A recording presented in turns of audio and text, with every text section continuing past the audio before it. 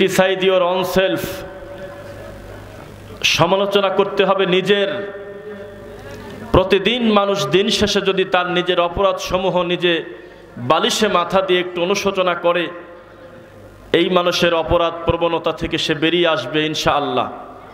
কিন্তু আমাদের ভিতরে ফিলিংস নাই, অনুভূতি নাই।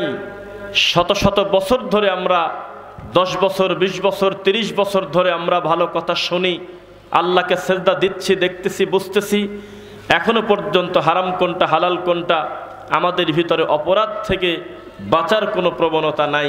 এটা আমাদের ব্যর্থতা। ঈমান আমাদের ভিতরে আছে, তবে তা অকার্যকরের মতো দিন যাচ্ছে।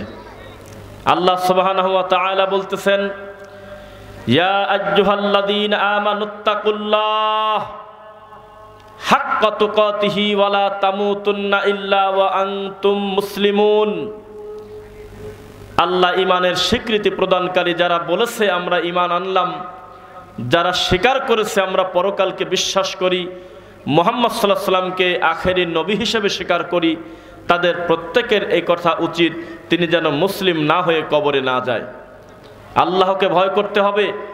রাসূল সাল্লাল্লাহু আলাইহি সাল্লাম যখন কোনো যুদ্ধের সেনাপতি নিয়োগ করতেন, তখন সেনাপ্রধানকে বলতেন তুমি আল্লাহকে ভয় করো, আর সৈন্যদেরকে বলতেন তোমরা কল্যাণের দিকে ধাবিত হও, এ কথা তিনি বলতেন। কোরআন মাজিদে একাধিক আয়াতে রয়েছে ইত্তাকুল্লাহ, আল্লাহকে ভয় করো। আল্লাহকে ভয় না করা পর্যন্ত মানুষ তার নিজের সমালোচনা করতে পারবে না।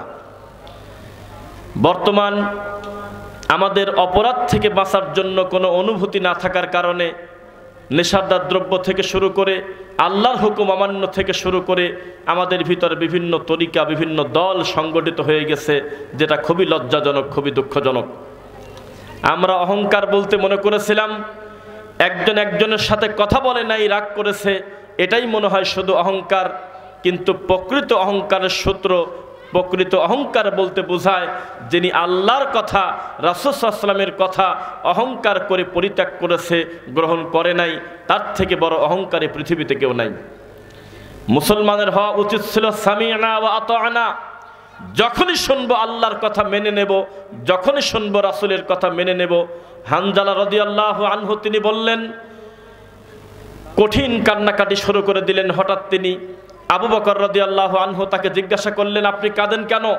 কি হয়েছে আপনার? বলে যে আমার একটা রোগে ধরেছে, আমি খুব বিপদে আছি, আমার ভিতরটা খুব কষ্টে আছে। অপরাধ কি?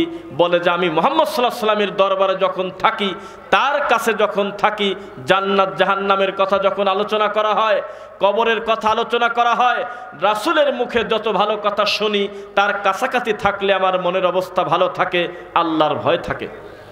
কিন্তু মজলিস থেকে যখন আমি বের হয়ে চলে যাই, পরিবারের কাছে যখন যাই, সন্তানের কাছে যখন যাই, আত্মীয়র কাছে যখন আমি যাই, বাজার ঘাটে যখন আমি যাই, দুনিয়াবি কাজ করার সাথে সাথে এই মজলিস থেকে যখন আমি বের হই, তখন আমার ভিতরে আল্লাহর এই ভয়টা কাজ করে না, এই অনুভূতি একই রকম থাকে না। আবু বকর রাদিয়াল্লাহু আনহু তাকে ধরে নিয়ে বললেন, চলো মুহাম্মদ সাল্লাল্লাহু আলাইহি ওয়াসাল্লামের দরবারে নিয়ে যাই। রাসূল সাল্লাল্লাহু আলাইহি ওয়াসাল্লামের কাছে গিয়ে বললেন, আল্লাহর রাসূল, আপনার কাছে বসে থাকা অবস্থায় আমার ঈমানের অবস্থা খুবই ভালো থাকে আমার মনে হয়, কিন্তু আপনার কাছ থেকে যখন বের হয়ে যাই তখন আমার অবস্থা উল্টা হয়ে যায় কেন? রাসূল সাল্লাল্লাহু আলাইহি ওয়াসাল্লাম বললেন, এটা স্বাভাবিক। আমার কাছে থাকা অবস্থায় তোমাদের যেভাবে আল্লাহর ভয় থাকে, যেভাবে তোমার ভিতরে পরকালের চিন্তা থাকে, এই গতি যদি সর্বদা থাকতো, তাহলে ফেরেশতারা তোমাদের সাথে মুসাফা করার জন্য সব জায়গায় অবস্থান করত। এটা কখনো সম্ভব হবে না। তবে আল্লাহ সুবহানাহু ওয়া তাআলা ক্ষমাশীল।